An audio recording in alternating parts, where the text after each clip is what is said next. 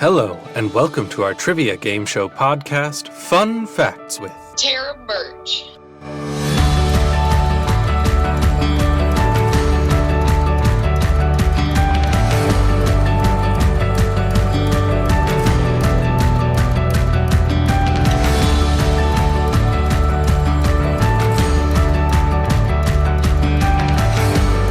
Let's get started here. So you listened to the little preview, so you know how this works a little bit. I have three categories of fun facts for you here. And in each of those categories is three facts, but one of those facts in each category is a lie. So it's kind of two truths and a lie. And there's one fact per category, one hint per category that you can ask for. And your job is to find which one the lie is, and you also have one 50-50 per game. So, the categories I have for you are history, weird earth, and potpourri. So, potpourri is just a random mix bag of nonsense. So, which category would you like to start with today?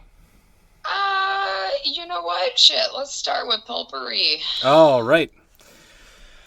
So the three facts in potpourri are, one, the name for the shape of the Pringle chip is called a hyperbolic paraboloid. Oh. Sorry to anybody listening on the podcast. I think my parents just started mowing the lawn or something, so there's a little rumbling that I can hear outside. So my sound booth just prevents it from echoing. It doesn't prevent sound from coming in, unfortunately. All right. Number 2 is Cards Against Humanity bought an island in Maine to preserve its wildlife and called it Fiji 2. And number 3 is Amsterdam has funeral poets for those who die alone.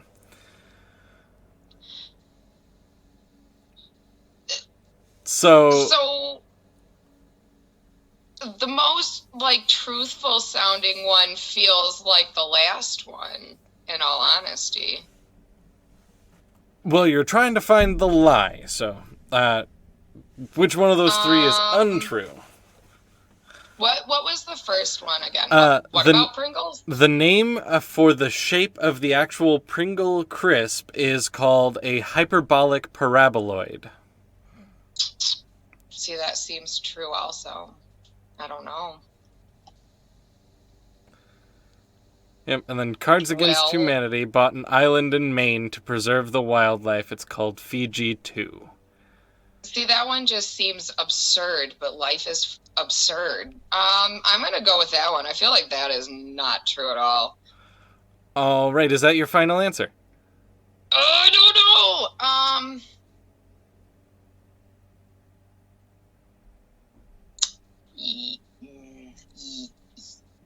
Yes. All right, that is correct.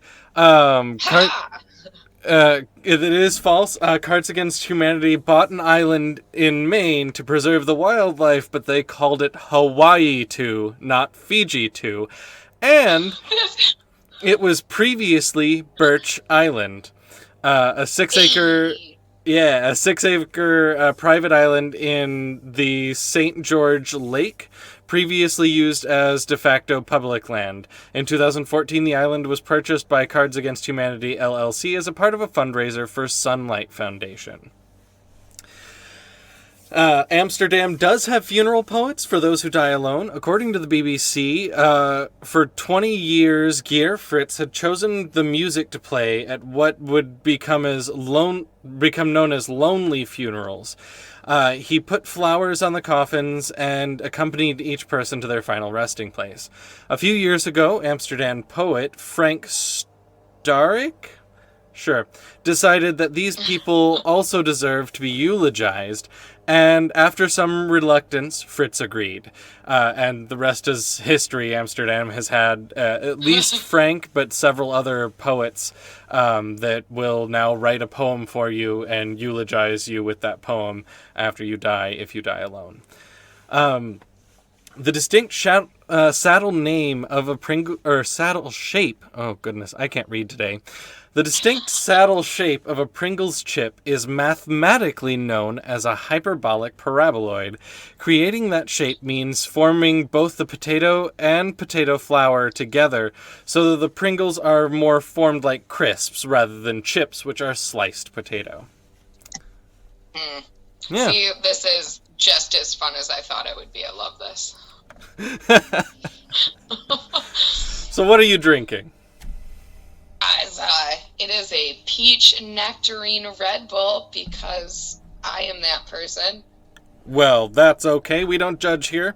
I am drinking Ribena, which is a concentrated drink from England that's blackcurrant flavored.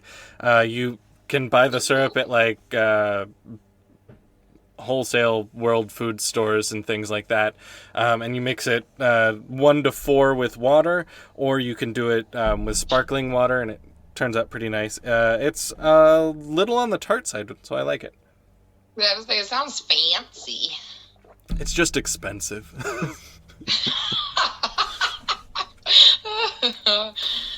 All right.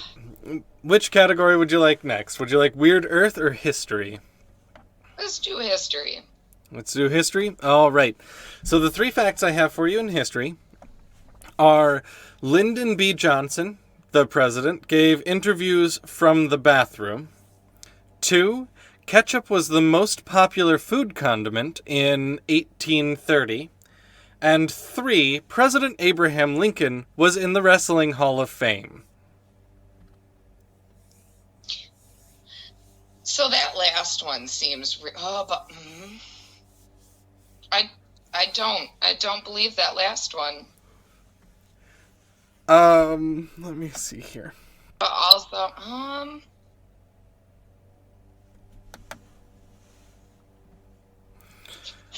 You do have a hint, and you still have the 50-50 that you can use once in the game, so. I want a hint with this one. Okay. The hint is one of these things is not like the others.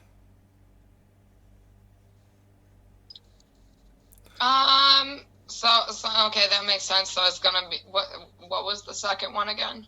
Ketchup was the most popular food condiment in 1830. Yeah, it's gonna be that one then. Is that your final guess? Yeah, probably. Yeah, let's go with that one. That is correct. Ketchup was actually considered a medicine in 1830. When it came to popular medicines, ketchup was all the rage. It was sold as a cure for indigestion by an Ohio physician named John Cook. It wasn't popularized as a condiment until the late 19th century. Interesting. Yeah, so 1880s. I believe that, though. Yep. Yeah. President Abraham Lincoln is actually in the Wrestling Hall of Fame. Isn't that weird? Yeah, that blows my mind, man. Yeah, the 16th president took office, or before he took the office, he was declared the wrestling champion. The 6'4" president had only one loss amongst around 300 contestants. Wow. He earned a reputation in New Salem, Illinois as an elite fighter. Eventually, he earned his county's wrestling championship. Well, shit. Right? Yeah. And then President Lyndon B. Johnson, better known as LBJ, did give interviews from the bathroom. For lack of a better word, the unapologetic president gave interviews while using the toilet. Both his biographer and checkyourfact.com, which is one of the fact checkers that is used by Facebook and a couple of different algorithms, actually corroborate this as being true. The only reason I know about it is because a couple of years ago, Donald Trump was giving an interview and claimed that LBJ had given interviews from his bathroom. And everyone was like, nah, that's got to be bullshit because it came out of Trump's mouth. It's true, no, though. It's actually true. So that's the only thing Trump has said his entire office campaign. That's not that is bullshit. yeah. That was the only one I knew for sure. My mom is obsessed with presidents. I don't know how she didn't know that Abraham Lincoln was a wrestler. Like, that seems like something she would have known. Right? She knew that tidbit, so... And there goes all the Trump listeners. Goodbye. We didn't want you anyways. Bye, guys. I'm kidding. Of course, we are welcoming, accepting of everyone. All right, and so the last category I have for you here is Weird Earth. And this is really weird universe because there's a fact in here about the moon. The moon has moonquakes, which are like earthquakes, but on the moon. I've heard of those. Fact number 2, gravity is the same everywhere on Earth. And fact number 3, there is a tie for tallest mountain.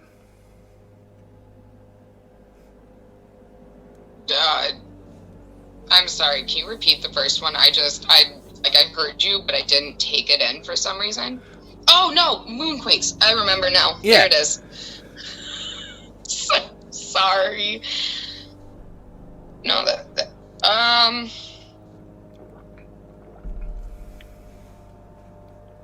gonna use... I saved the 50-50 for this one on purpose, because I'm not good at anything with this kind of stuff.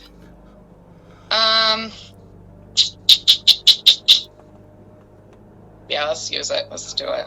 All right. And then to tell you the truth, the hint for this one was actually a bonus 50-50 because I couldn't think of a hint for it. It is... Yep. So it is in between... so the moon does actually have moonquakes. I'll give you the known true fact. So the moon does have moonquakes. Yeah, I was like, I felt that one. And the quakes on the moon are much less common and much less intense than those that shake the Earth. According to the scientists at USGS, moonquakes seem to be related to tidal stresses associated with the varying distances between the Earth and the moon. They also tend to occur at great depths, about midway between the lunar surface and its center. Yeah. Okay, it's got to be the last one then, because I feel like gravity works right on the whole Earth, right? Like, that's not a thing that changes, right? Is that your final answer? The last one?